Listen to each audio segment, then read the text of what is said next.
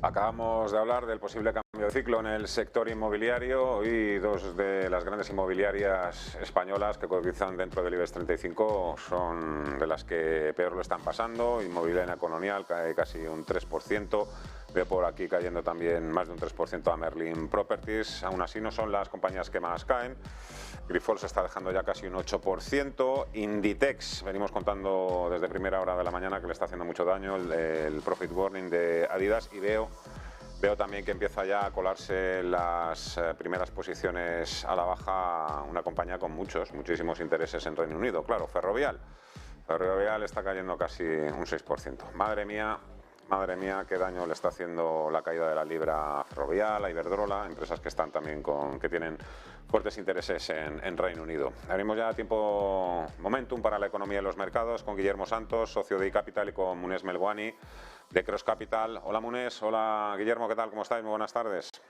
Hola, muy buenas. ¿Qué Madre mía. tal, Fernando? Muy buenas. Bueno, Guillermo, ayer parecía un poco contenida la caída de la libra, también el precio de los bonos británicos, pero hoy volvemos a ver la misma fotografía de las últimas semanas. Más caídas y bueno, aunque parece que intención por lo menos de resolver pronto el desaguisado tienen los conservadores en Reino Unido. Dicen que el próximo lunes ya podría haber sustituto para la señorita Truss.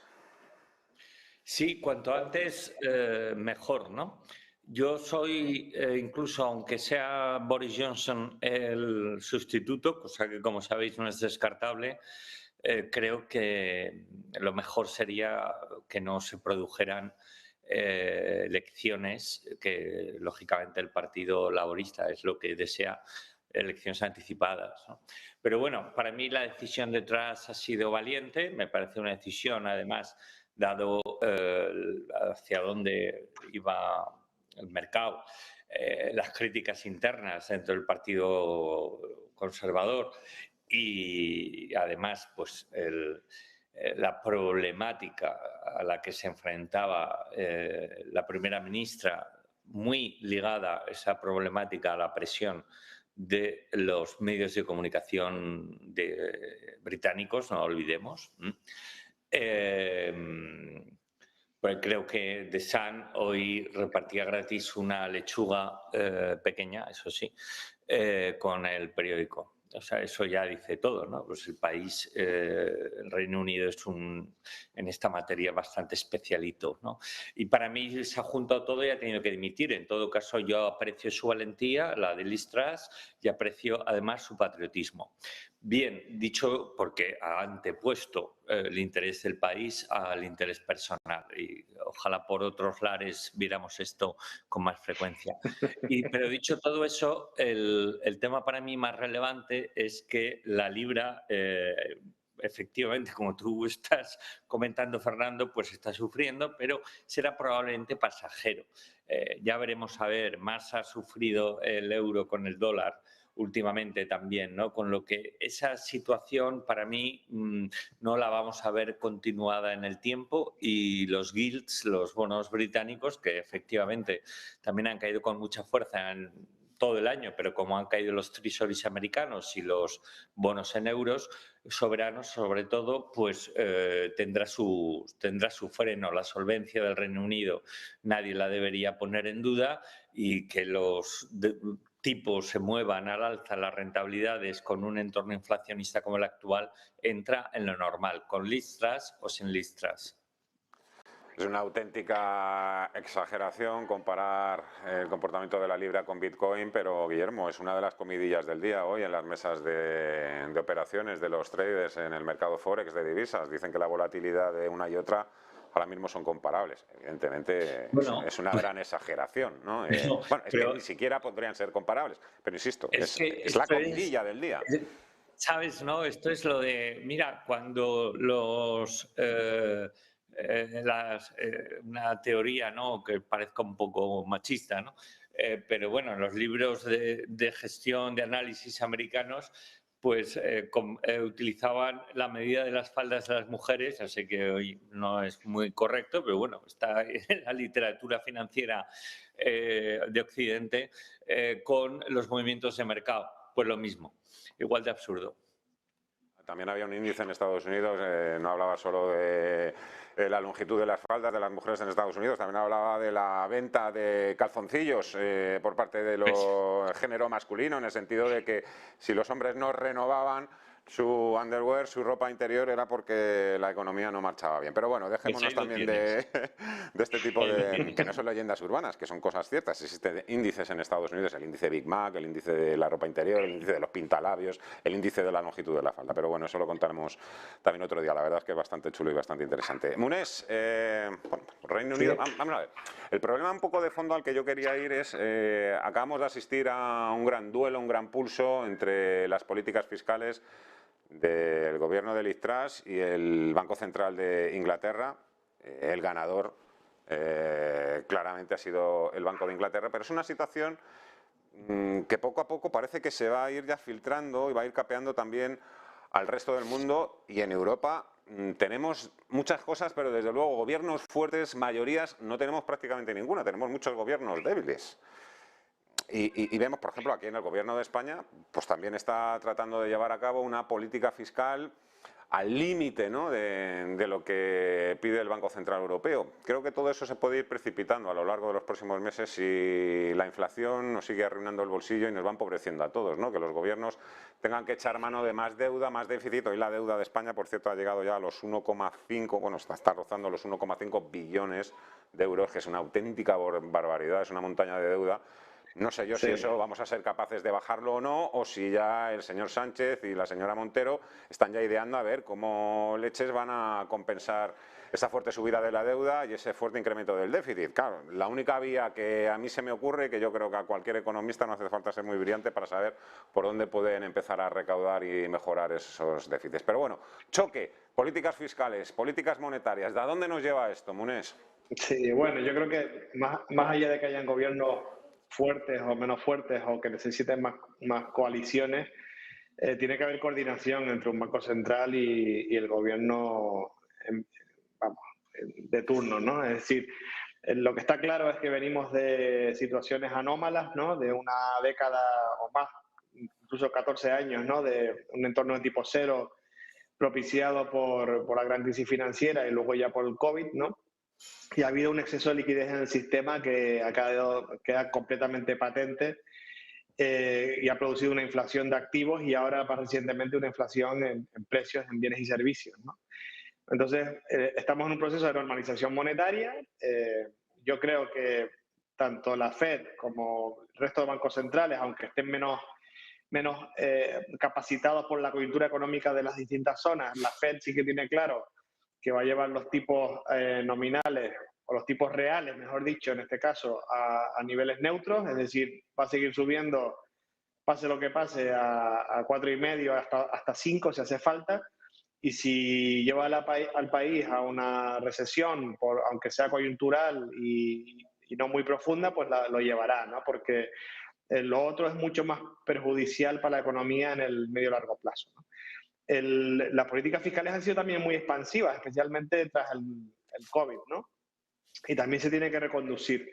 Por tanto, yo creo que conviene pues moderación de gasto público. Lo que pasa que en España, por ejemplo, se está haciendo todo lo contrario y se está intentando compensar con impuestos de nueva creación, digamos, ¿no? Cosa que no veo muy lógico, en lugar de reducir el aparato público.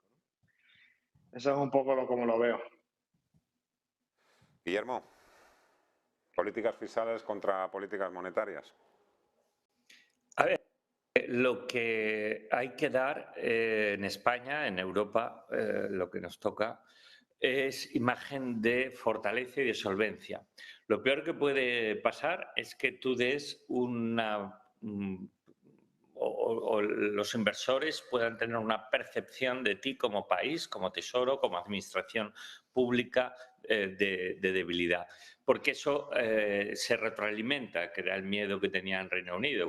Cuando más débil te ven, más venden tu renta fija y peor te irá porque más te va a costar el coste o más te va a suponer el coste de financiación. Con lo que ese escenario, por favor, hay que hacer lo que sea para alejarnos de él. Lo conocemos, el caso de Grecia, acordaos lo que pasó, ¿no?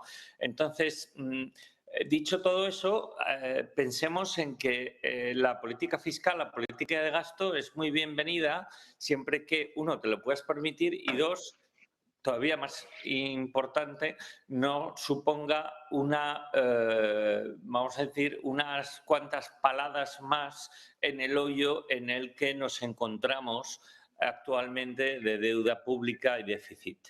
Entonces, como en España, centrándonos ahora, vamos hacia un año electoral, pues me temo que vamos a ver unas cuantas paradas más en el hoyo de nuestra problemática fiscal, de deuda y de déficit. Y esto es así, al menos en la administración central. Es una pena porque no acompaña las políticas que deberían acompañar en estos momentos, que decía UNES, el coste, lo que serían medidas de reducción del coste de la burocracia, de la grasa pública, ¿no? Pero es así, es una realidad y ya veremos a ver. Pero, con esto acabo, están, que no me gusta nada llamarlos así, ¿no? Los hombres de negro, tal. Está Europa, está el Banco Central Europeo, que va a poner coto siempre a que un país, o debería hacerlo, pero ahora lo está haciendo, un país en sus políticas fiscales le metan, ya digo, todavía más en el hoyo del coste de deuda, de déficit, y se ponga en duda su solvencia. ¿Por qué lo hace? Pues entre otras cosas porque la unión monetaria más o menos funciona mejor que la Unión Europea en general, y luego por una razón muy sencilla, porque el coste y el daño es compartido. No se queda en España, recordémoslos. Hablemos también de inversiones. Ya que continúan cayendo el precio de los bonos, parece que ahí seguimos sin ver el suelo, por mucho que todos vosotros hayáis dicho que ya se estaba estabilizando el mercado de bonos. Estamos viendo que no, que todavía quedan unos cuantos latigazos a la baja o al alza en el caso de los rendimientos. Pero bueno, sí que parece que podría estar más cerca del suelo que por lo menos en la renta variable. Quería preguntaros por esa famosa estrategia que ha sido, pues bueno, de las más clásicas y las más típicas a lo largo de todas estas últimas décadas: 60-40, 60% equity, 40% bonos, que creo que lleva una trayectoria bastante nefasta en este 2022, como prácticamente todo. Creo que la caída es del 20-25%. Hay quien piensa que hay que cambiar ahora las tornas, que debería ser 40-60. No sé qué opináis, o a lo mejor ya esta idea o esta estrategia está ya prácticamente finiquitada. ¿Unés? Sí, nosotros pensamos que podría, o sea, este entorno desde luego no es para una estrategia estática, ¿no? Estamos hablando de ser muy selectivos y no de comprar índices, ¿no? Y ni mucho menos. Nosotros abogamos por una gestión activa. Si se refiere a inversión directa, pues claramente buscar compañías de calidad, con modelos de negocio muy rentables y resilientes, con ventajas competitivas muy fuertes, y que han demostrado que hasta lo hacen bien en etapas inflacionistas anteriores, ¿no? Y por tanto, pues si el equipo directivo es sólido y está consagrado, pues sabrá timonear estos tiempos. En lo que se refiere a la renta fija, nuestra opinión es que hay tramos de la curva, especialmente en Estados Unidos, por ejemplo, que el 2 años pues tiene su atractivo, ¿no? A niveles superiores del 4 en TIR. Sin embargo, pensamos que lo que es la curva en sí misma va a seguir sufriendo en la medida en que los tipos de interés siguen subiendo, ¿no? Por tanto, estrategias estáticas 60-40 ni 40-60, o sea, no lo vemos, ¿no? Esta estrategia ha funcionado en los últimos 10-20 años, o incluso más, porque las tendencias de fondo eran alcistas, ¿no? Los tipos de interés o la tira a largo plazo de los bonos ha seguido, o sea, lleva 30-40 años de caída y por tanto de apreciación en precios, y la bolsa en un entorno tipo cero pues no podía comportarse de otra manera como lo ha hecho, que ha sido de forma alcista, de forma prolongada, ¿no? Con un ciclo muy, muy largo. Y ahora toca pues todo lo contrario. Ha habido un punto de inflexión en tipos de interés y ambas clases de activos no van a funcionar de forma diferente, ¿no? Toca corrección y toca ser muy selectivo. Bueno, Fijaros, estoy viendo aquí también una nota, es de ahora mismo de Bank of America. Dice: el rendimiento a 2 años de del bono americano a 2 años es 280 puntos básicos más alto que el rendimiento del dividendo del S&P 500. Ojo, ojo también con esto, en el sentido de que, bueno, pues esto le puede hacer todavía más daño al S&P 500. Sí, Guillermo.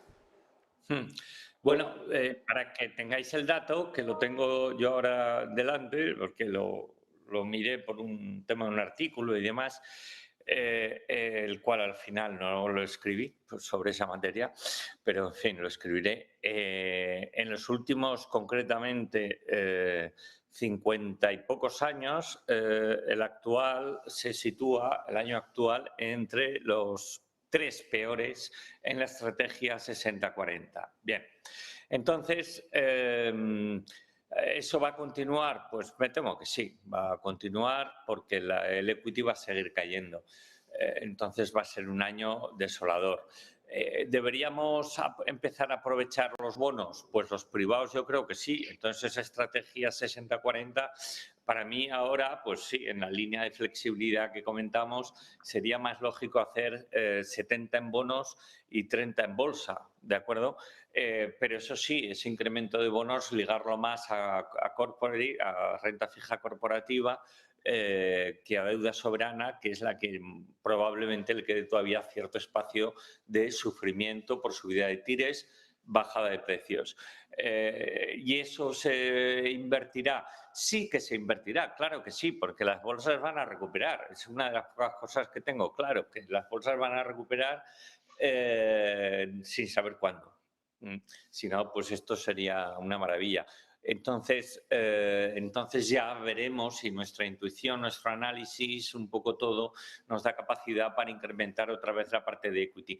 Pero no olvidemos una cosa, muy ligada a lo que tú has dicho, Fernando. La rentabilidad del bono americano es ahora significativamente más alta que el yield del S&P, ¿no?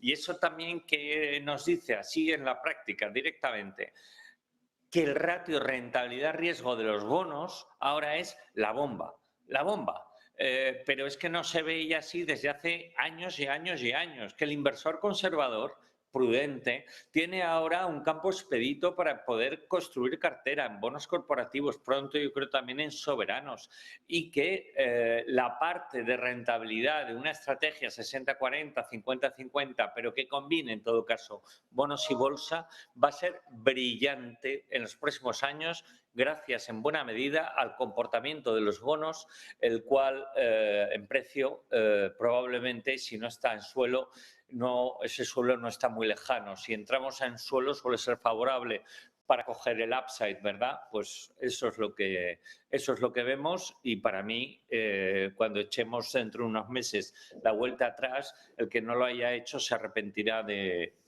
ello. Estamos en fase de reajuste y cuanto antes se produzca mejor. Seguramente luego, Guillermo, también cuando queramos volver a subirnos al tren, volverá a ser también demasiado tarde. Pero para eso estáis también vosotros, los asesores financieros, para decirnos cuándo hay que empezar a dar ya el paso. Munes Melwani, Cross Capital, Guillermo Santos, iCapital. Un placer, como siempre. Muchas gracias a los dos. Disfrutar el fin de semana y hasta la próxima semana. Adiós. Muchas gracias. Hasta luego. 12:46, nos quedan los gráficos. Nos espera ya Eduardo Faust de Renta 4 Banco. ¿Aguantarán o no aguantarán los 3.500 puntos, los mínimos del S&P 500 este año? Enseguida empezaremos a tener respuestas.